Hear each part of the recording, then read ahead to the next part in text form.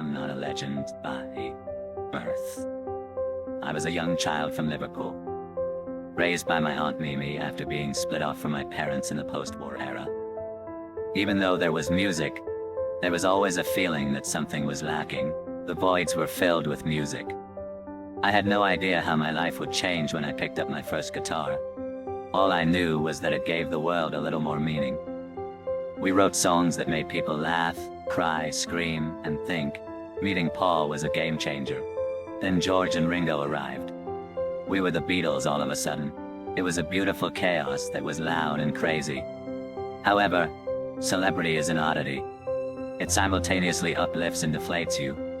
I felt as though I was stuck in a dream that I no longer recognized as mine. I discovered Yoko at that point. John the Beatle was not visible to her. She noticed me. Broken pieces and all. I discovered a new voice with her.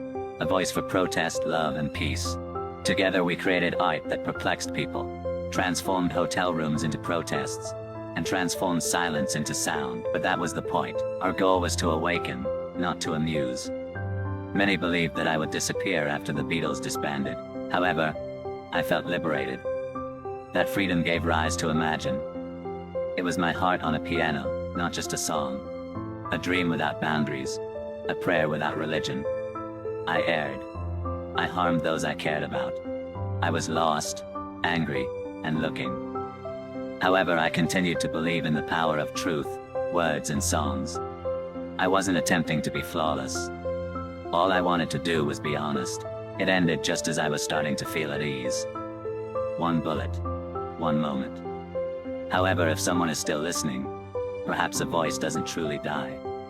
Perhaps the dream is still alive if you can still hear me, and my words are still resonating.